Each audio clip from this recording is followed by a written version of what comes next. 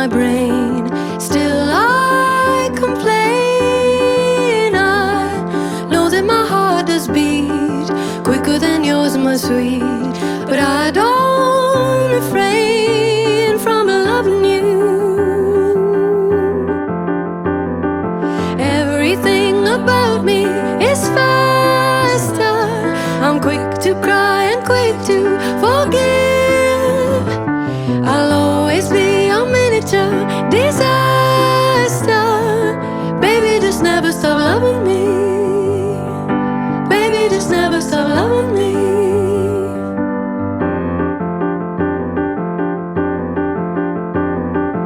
You sip into summertime, nursing your glass of wine. You're so easy. I'm knocking them back with haste. Who's got the time for taste? When you're with me, I can get the flavor for free. Everything about me is faster. I'm quick to cry and quick to forgive. I'll always be a miniature disaster. Baby, just never stop loving me. Baby, just never stop loving me. Da-da-dee-da-da-dee-da-dee-da-da. You be the bicycle, I'll be the car. Da-da-dee-da-da-dee-da-dee-da-dee. I'll be the branches and you be the tree. Sluggardly pacing is just not my style. I only know to go faster. Everything about me is faster. I'm quick to cry and quick to forgive. I'll always be a miniature disaster. Baby, just never stop loving me. Baby, just never stop loving me. Baby, just never stop loving me. Baby, just never stop loving me.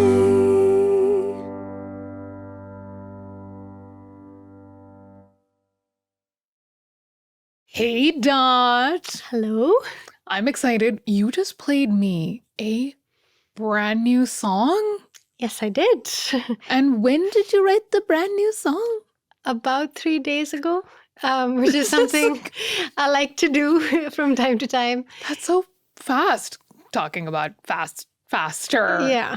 But it's a really great song. Thank you. What inspired it? A lot of my songs these days are about how I'm a pine cone, which basically means that I'm like a piney, romantic, very intense. I use the word high-strung, which I was recently told was the wrong word. I still think high-strung might be the right word, but yeah, and I didn't know exactly how to describe this feeling of wanting more and being too much or whatever. And so for me, that was faster and also my brain, I feel like runs faster than a lot of the people that I've maybe dated who are more chill than I am, way more who are more relaxed. laid back about the world. But I'm like this all the time. So it was about that. And then, sorry, what were you saying? No, I was like, but do you think you could be with someone who was as fast as you were? Probably not. Yeah. Yeah, it's probably good. So that's what the song's not necessarily saying that it's a bad thing. But yeah, I started writing I was in Bangalore for holiday. Yeah. And I wrote like the verse and the chorus. And then my friend Aoife, who I've known for like 8-9 years now from college. Yeah. She's here with me right now. So she came in mid-writing. And I was like, do you want to write this song with me? So we kind of just wrote the rest of it together. So there's one line in the song that I really felt, which was you say, I'm quick to cry and quick to forgive.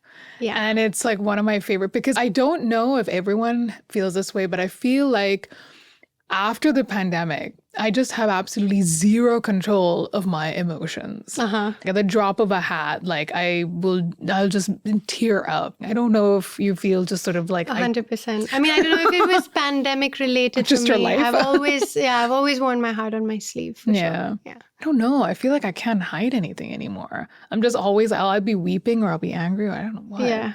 But yeah, I think that I've really felt that line. So to go back to the beginning, your beginning, I feel like you're some kind of indie royalty in some way, right? Oh gosh. Your dad, the late Aditi Saigal, was this incredible musician. He was the founder of, Rock Street Journal and someone that, really did a lot and was so prominent in the scene. So I'm assuming that was music like a really huge part of your life always, even growing up? Yes, although I will say that I feel like people talk about my dad in a certain way, like because they have that relationship with him. But didn't necessarily grow up feeling that, like, Of because he was course just my not. dad, you know? Yeah. So yes, I went for a couple of GIR gigs and things when I was 5 or 6 Yeah, or yeah. whatever, and all the heavy metal dudes headbanging. I used to copy that Oh, when I was a man. kid. But I think more than that, like both my dad and my mom played a lot of just good music in the house. So in Yeah, that yeah. sense, 100%. And also, school was all about like meditation and chanting and bhajans and all these things and like Yeah. prayers from my grandmom and dad and granddad. Yeah. And then there was like Ella Fitzgerald on the other Playing end of that. And then somewhere. there was Hannah Montana on the other end. So there was a lot of different It was quite music eclectic. I going mean, on. I think in that same sense, like even I think when you have like your family that's so influenced by music, like my mom used to listen to, she always knew what was on the charts and I would always be listening. Like even now when I go visit my grandma, she's singing like old Jim Reeves songs Right. and stuff like that. Roses are red, my love. And she like walk around singing these songs and it's so cute because I think so much of our memory is also attached to music as well. I found out many things about you, Aditi. Yeah. Did you want to be an architect at one point? Oh gosh, when I was very, very little, yeah. When I was like 7 or 8, I think there's a story of I woke up from a bad night's sleep. I was like having a nightmare, and my mom was like, "What's wrong? What was your dream about? What's going on?" I said, I built this house in my head. I designed it perfectly. There was a pond, there were ducks, then there was this, then there was that. It was a brick house on a hill and this and this. She said, so what was the bad part? I said, well, then it was over. I built it.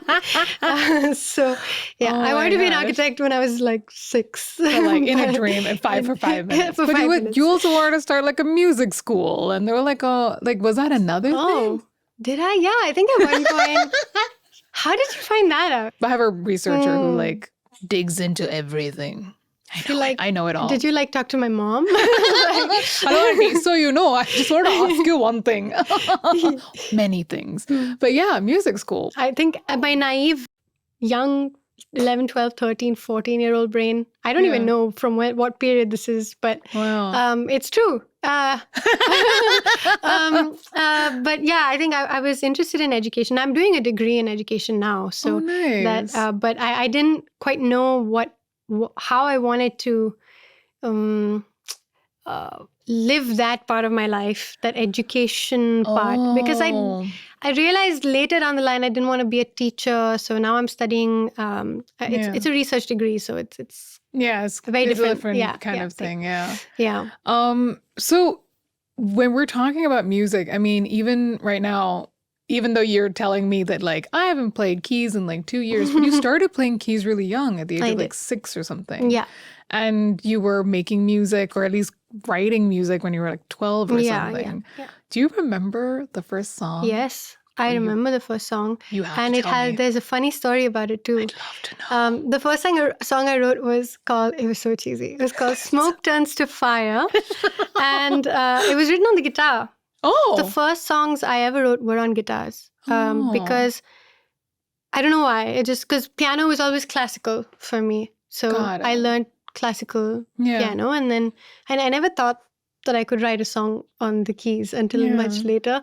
So the first like 5, 6, also guitar was like cooler, Like, it was like the cool kid thing. Yeah. So I wrote that song, and then we used to have sports day in school, and on sports day there were all these different clubs. So there was the skating one, there was a trampoline, there was cycling, and then they would do like a big show for the parents. So I was in trampoline. So we did like tricks and flips and things in the air, and everybody clapped.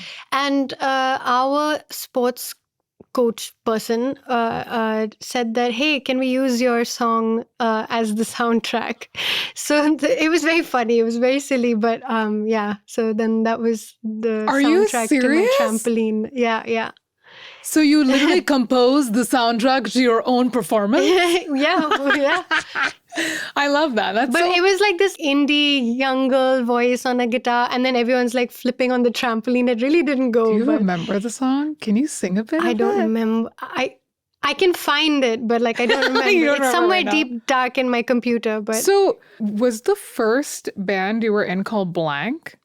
No, it wasn't. It was actually the second band I was in. So it was the first band? Because that was the first band I was in that actually performed. Let's put it that way. I was in a band before that called, we didn't really name it, but then we ended up calling it Us. Because we were like, what the fuck do we call it? It's us. So then it was called Us. Well, but we never played a show once. Never? Like, no, we didn't really know how to be a band, but we tried really hard. Aww. And then went home sulking most of the time. I guess the first real band was Blank, yeah. So I also was in Wales. The Welsh are amazing. Yes, yeah. They're such good people. I ended up staying there much longer than I needed to because I loved it there. Yeah, I can imagine. So how did you end up picking like this small seaside like town in North Wales? It was the best decision I ever made. I had the best college experience. I think I chose it because that college, I didn't want to go to America. I wanted to stick to like Europe. With Bangor, the thing was that they were offering because the UK system is very like particular. You can't. It's not like liberal arts where you can do bits of everything. So I wanted to find something that was slightly flexible. Yeah. So they had a degree. But also like tailored to my tastes. And they had a degree which was songwriting and creative writing. Oh. Which I just thought, this is like made for me. Even your name, Dot, there's a story about your mom in a coloring book? Yes. So my mom and I, we went, I was very sad one year and she took me to Goa and to like recover, you know? Yeah. And so we rented a place for like 3 months. I was a bit older. I think I was maybe 12, 13, maybe at the point where you shouldn't really be doing coloring books, but we were still doing them. Like the old jumbo ones, you know? Oh, yeah. Do you remember those? Oh my God, of course I do. Yeah. We used to do those together as like a wind down thing. And then I'm a perfectionist, so I like everything like dot in the lines perfectly. But she likes to like do little dots and swirls and things along the edges. And it used to piss me off to no end because I'm like, Mom, why can't you just keep it like I want it? Keep it in the lines. And her whole thing was that, you know, a little dot never hurt anyone, and it makes the picture so much more beautiful. So then I took the name from that. The other thing is like when you say you took the name Dot, was that like, do you feel like all of it is like Aditi Dot is all a part of you? Or do you feel like there are things that you can express as Dot that you can't as Aditi?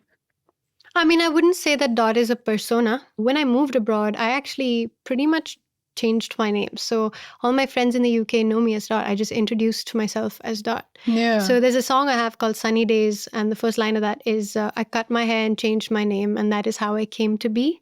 So I literally got a buzz cut. And I went, hey, I'm Dot. College was supposed to be like a new time. It was like, I'm going to choose who I am now. Like now I can choose the person that I want to be. So there was that moment. Yeah. It's not like Dot is not Aditi, is not Dot, is not Aditi, you know? It's still you. Yeah. I get where you're coming from because I remember my mom had come for Freshers Week. Yeah. And she left when Freshers Week was over. And I remember sitting in my halls of residence and I was looking out the window at the courtyard and I was like, oh my God, I'm free. Like I could do anything. Yeah, my God. You could catch a bus and go anywhere, basically. Yeah. That was the feeling I had. I wasn't living with my family. I wasn't in boarding school. It was so liberating. Yeah. But it wasn't like a bad feeling. It was like, oh my God, I'm so excited. It's one of those. You're like, what shall I plot now? Hands down, best year of my life. First year of college. Like 100%. Really enjoyed it. Oh my God, I think it was also the first place where I felt like, oh, I'm not weird. I'm just a musician. Or something like that. Because like, you know, I was like the anime girl, like nerd person, slightly kooky, creative, you know, fucking whatever in school. So then in college where everyone was like that because the degree was such. And because everyone was drinking also, I have to say. Eases a lot of the pressures. Oh my God. I thought it was crazy. When I tell people there is a student union bar on campus that has alcohol cheaper than anywhere else. And when I explain this to people here who talk about being in college in India, I'm like, they're like, what? Ours was called Baruno. Really? And also like because Bangor wasn't like a city, you know, it was a student town. There weren't a lot of live event like gigs and things in the sense of like artists coming and whatever, but there were a lot of open mics.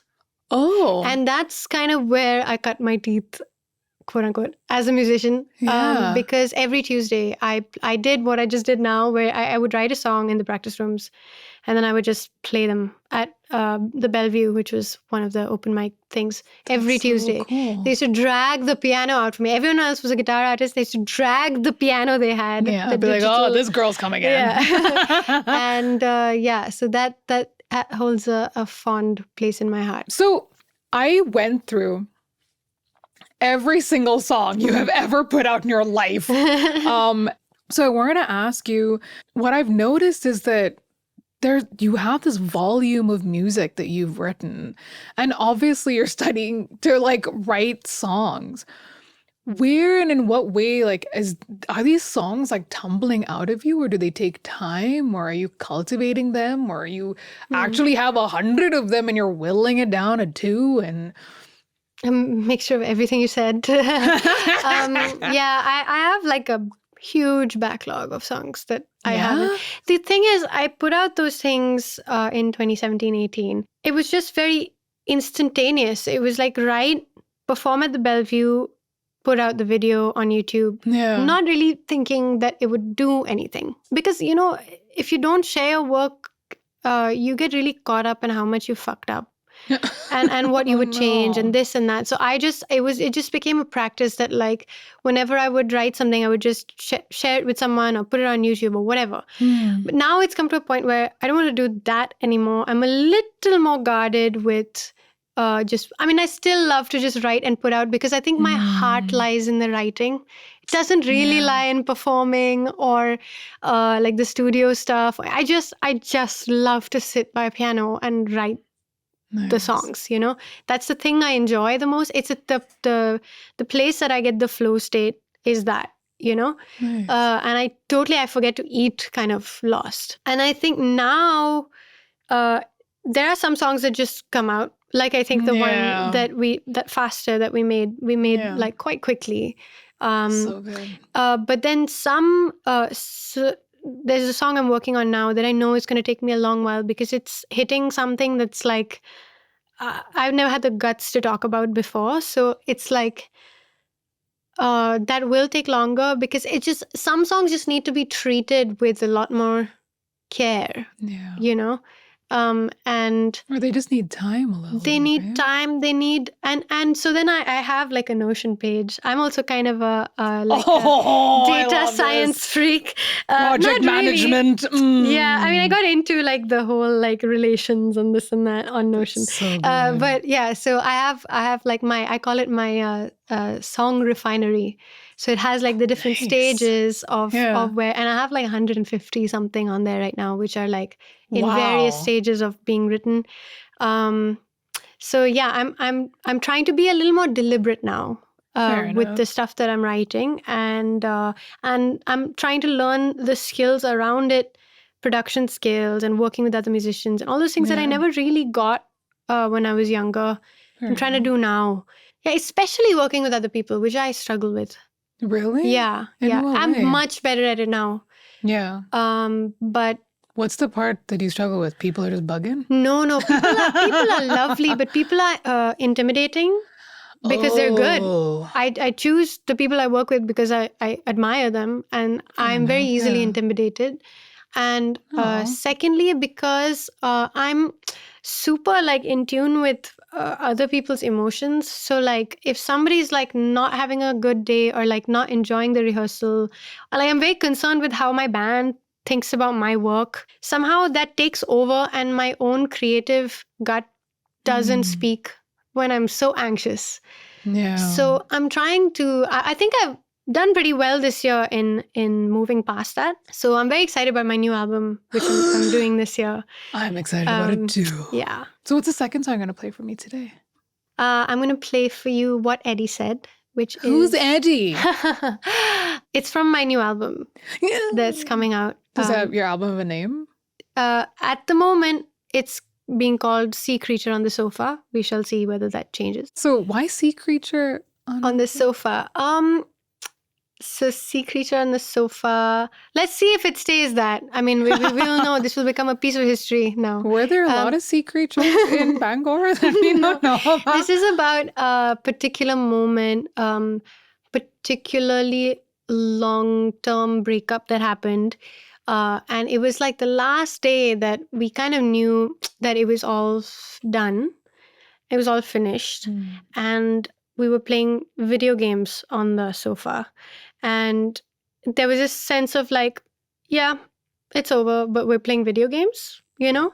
So it was, the Sea Creature on the Sofa is basically like, I had this image of like, just like water coming through the windows, like as though we're like two captains on a ship and we have to go down with the ship, but we're kind of just chilling in the dining room, eating a steak while the sea comes in. So that's what Sea Creature on the Sofa is about. It's so weighty, this thing ending, that it's almost funny. And then that particular day, I got on a flight and I came here, and like it was a very momentous day for me because it was like that was the day I decided I'm gonna write my new album and I'm gonna get a tattoo. And I'm doing both things. I've got my tattoo now. What's the tattoo? Which is actually ties back to what Eddie said. Wait, what? Who is Eddie? What did he say? And what is the tattoo? Eddie is a girl. Eddie's a girl? Eddie is Eddie Brickell. Oh. Who is a brilliant artist. So Eddie Brickell wrote this album with her band, Eddie Brickell and the New Bohemians. It's like an 80s album called Shooting Rubber Bands at the Stars. Nice. And my mom and I used to play this album on repeat in the car going to school. Yeah. And I never thought that Eddie was an influence on my music. Whenever I get asked in interviews, I always say Ella Fitzgerald, Peggy Lee, Katie Tunstall. Got it. These are the names the first names that come out. But I recently reconnected with this album like last year, and maybe a year and a half, 2 years ago. And it just occurred to me that my writing is so steeped in Eddie Brickell. She's a master lyric writer. There's one particular lyric that she has, which my mom and I think about fondly, which is everything is temporary anyway. When the streets are wet, the colors slip into the sky. Wow. And so in what Eddie said, I'm quoting her a lot, and I quote her song titles and lyrics and things like that. So one of the things I say is, Eddie put it the best way when she said, the traffic lights slip to the sky when the streets are wet. And that's my tattoo. That's the traffic lights slipping to the sky. With a rickshaw. The streets are wet, yeah. They look super cool. Because I think best in autos. What Eddie said is kind of an ode to Eddie, but also it's soundtracked. Like, you know, do you ever get this feeling when you're falling in love, you like there's an artist or an album or whatever, and it plays, or or anything significant happens in your life and Yeah. every word feels like it's been written about you. And that means it's really good Absolutely. writing, because Of obviously it course. applies to, but she still somehow manages to be specific, really specific in Yeah. her lyricism. Yeah. But then it also feels like it belongs to me. So Yeah. so then it was like my falling in love was being soundtracked by Edie. That's amazing. You know who I used to like? There was, not that I don't feel like that about music, but there's always like this thing of like feeling like everything's written about you. I think there's been one album that whenever I go to, I feel like I feel everything. It was Jeff Buckley. Like that. I don't know what it is, but it's like he knew everything I was feeling when I was in college. I don't know why. Magicians. Yeah, it is. So yeah, up next, what Edie said.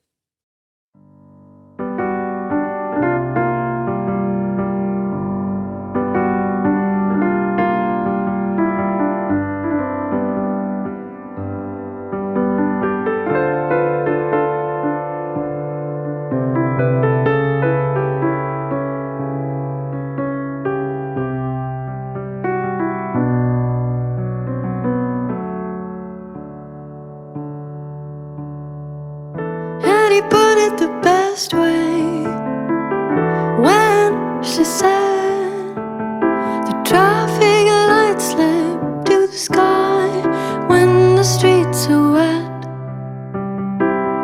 And if I could elaborate on what Eddie said, mid-July in West Mumbai, it had the air of December.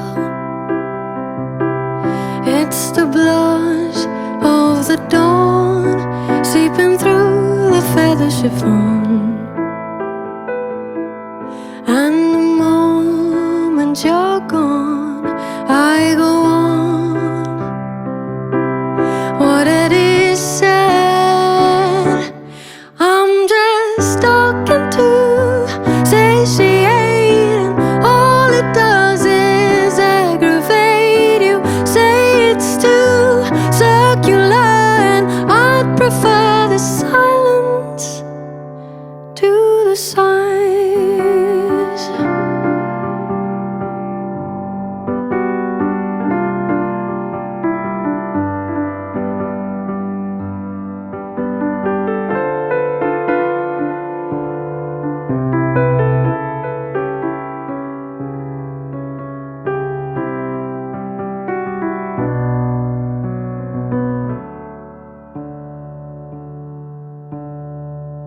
Edison of the surface on which I stand, I'm animated, levitating on your command.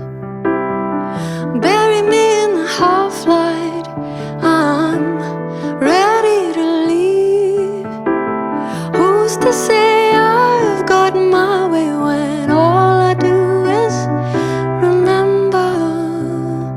It's the skin of it all, and I'm beginning to fall. And the moment you're gone, I go on. What Eddie said, I'm just talking to satiate, and all it does is aggravate you. Say it's too circular, and I'd prefer the silence. Yeah, I'd prefer the silence to the sighs.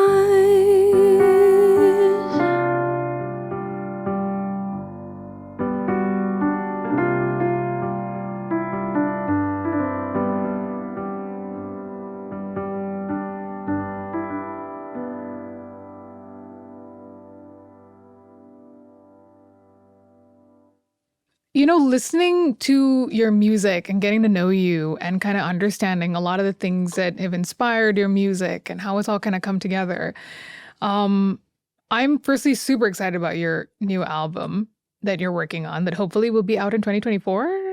Hopefully, yeah, I think so. Yeah. There was something in our research that really hit me, and I don't know if it still has significance with you. And I think somewhere in an interview, it said there's this famous quote in our family by Arjun Sen, the guitarist for a band called HFT, Yes. that you can only play what you have know lived. what you've lived. Yeah. Do you still feel that? Yeah, I think it's about conviction. I don't know how to say it better than he said it. Right. Yeah. I think that's really, like, I love creativity, right? I watched this interview with, I think it was Billie Eilish, and she talked about writing this. She was like, I was writing this song and it was about someone. And she was like, as I'm writing this song and it's about someone and I'm describing it, blah, blah, blah. And then she's like, I sang it, did it. And then she's like, I played it back. And I'm like, oh my God, it's about me. So the whole time she'd been writing about someone else. Yeah. And when she heard the whole thing back, it was like, oh, this is everything. This is me. Yeah. Have I just written all about me? And I think it's that realization that, like, Yeah. you think you're creating another story. Yeah. And the whole time you're writing about It's your been own. you, yeah. I often do that. So I have to mention this thing called the Archies. Something that you were in recently. This was a big moment for you, right? Yeah. You played the character of Ethel in the Archies, plus you did like music as well for the film. So how did that happen? It happened because Zoya used to follow me on YouTube. Oh. And she wanted asymmetrical for the film. Yeah. So so then it was just about we needed to tweak the lyrics a little bit so it made sense as a duet and things like that. And we were on a Zoom call. I was in Wales still. I was working actually in my education job doing my degree with like special needs kids. I was. So that's what I was doing, and she gave me this call, and I was planning to return to India, but I was thinking I would go like the next year or the year after, but it kind of everything changed when that call happened. Damn. And then she was like, "You look like a character. I want you to audition," and I auditioned. Whoa. And I got it. Isn't Asymmetrical the song that you wrote for a psychology teacher or something? Yes, yeah. In fact, I recently reconnected with her after this whole Archies thing. Yeah. I FaceTimed her and her family and everything. And, Oh my God. And had a little catch up. But yeah, I didn't write it for her. No, in the sense that like it was about something she said in class, right? Yeah. So, your new album that you're working on, right? Like you obviously, are you going to put Faster in the album? Yes. Really? I am. Yeah. It was a split-second decision, and I decided. So how many songs are on the album right now? I think at the moment 8. Nice. Yeah, 8 songs. And are you pretty much done? Are you? No, not at all. Just started. Oh. Yeah. You just started? Yeah. Well, it is a I mean, beginning of it's the been year. written. It's all been written by me. It's going to take a long while. It's a big project. So not this year it's then? A big undertaking. Next year? No? Who I knows? think this year, hopefully. Yeah? I would like it I to have be high this year. hopes. Yeah. I'm going to be like, yes, you better let me know when you're releasing it. Yeah. I'm so excited about it. Are you actually going to have an acting career now as well? Yes, it seems that way. Really? Yeah. Are you looking for parts and roles? Yes, I am. I mean, at the moment, I'm still sort of auditioning and learning about it because it's new to me. Yeah. But it's very interesting. Did you ever think that you would No, be? never once. I mean, I loved theater in school. I was in all the plays and everything, in the musicals and this and that, but never Bollywood. That just happened. And the last song that you're going to play for me today is? It's Girls' Night. And I need one. No. So Girls' Night, I'm assuming, is literally about a girls' night with some close friends or something? Or It is, yeah. Well, it started off as a writing exercise. Yeah. Because I wanted to write like the Indian version of Mambo No. 5. I wanted to What? I wanted to fit in as many like Indian guys' names into a song. I just wanted to throw them in. Because they have like a weird connotation about them that they're not like sexy to use in a song, you know? Like No. Prakash. yeah. But why is that? Why Yeah. is that? Is that because it's inherently like ugly. It's not at ugly. all. There are a lot of Indian names that are really hot. Yeah, no, so that's my point. So I think it's just that like we feel weird about it because we're in it. I was just trying to wrap my head around why those connotations are there, and like what would happen if I just threw a bunch of guys' names in a song like that. Did you? There's like four different guys' names that are mentioned in the. There's Kush, Shiv, Dhruv, and Yash. And it's also like, how do you rhyme with those? You know, so like you have to pick names that could rhyme in English also is the other thing. As I started writing it, it became a little bit more about like, it's like, why is this girl going through all these guys' names? You know, it's like, what is the context here that I'm missing? And then I'm like, okay, the way I really, the place that I talk about boys the most is with my two girls. 100%. And so my two really close friends, Akshay and Shibangi. It's not empty-headed, these girls. No. They're not empty-headed. They're very deeply intelligent conversations, very empathetic, and very important to have. And not everybody has this safe space thing. I feel like my batteries get charged on girls' nights. Yeah. I love it. I also feel like I get to talk, but also not have the pressure to talk. Yeah, so it's like an equal measure of both. I can just sit and listen to great stories and then laugh and talk about like a spectrum of things. Yeah. Boys just being one of them. Yeah, but it could be about poop. It could be about poop. It could be. But the thing that was interesting about the boy thing here was that each of us had like a different space we were in, a different way that we were doing our relationships. And it was very, like, some of us were going into uncharted territory as to, like, what a relationship means and things like that. I won't go into too much detail, but, like, it was interesting to see each of us in these different stages and how we talked to each other about it without judgment. You know? And I think that's the most beautiful thing about Girls' Night. No judgment. Yeah. And if there is judgment, it's also so comically done as well. Like sometimes like I've had some friends say things on a girls' night and I've done a full-on reality check moment and they've gone, oh no, I didn't look at it that way, you know? And and then I feel like you can also be your most open and honest self, especially if they're friends you're like super close to. Yeah. I'm now really craving a girls' night so bad. But yeah, up next is your song Girls' Night. Yes.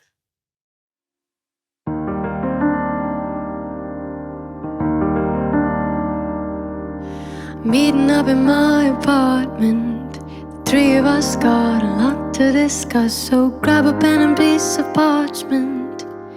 Give me the details of your life and I'll give mine. Pour out the Samara wine and tell me all about it. Tell me all about it. Can you count on your fingers? Oh, darling, will you need the help of your toes? Is it all pretty private? Or is it something everybody knows? Hush, hush, little baby, hush. I'm gonna take care of both of us if you don't mind. I don't mind. Shush, mighty mystic us. If you don't like it, then I won't push and we can just rewind. Let's take our time.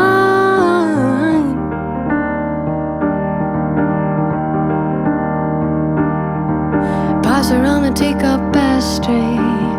Pull up a quilt and give me the filth. Oh, tell it like you wrote the screenplay. We've got nowhere to be, but here, so just sit tight. We're having us a girly night and talking all about it, talking all about it. Can you count on your fingers? Oh, darling, will you need the help of your toes?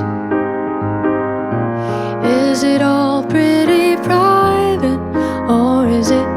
rules, and everybody knows. Hush, hush, little baby, hush. I'm gonna take care of both of us if you don't mind. I don't mind. Shit, something's gotta give. I'm on the edge here and I can't live for maybes and mights. Let's take our time. Is it complicated and confusing? Is it overwhelming and hard? You've been thinking over and overthinking, alright. You just need a girl's night. Hush, hush, little baby, hush. I'm gonna take care of both of us if you don't mind. I don't mind. Shush, mighty Mr. Gush. I'm on the edge here and I can't live for maybes and mights. Let's take our time.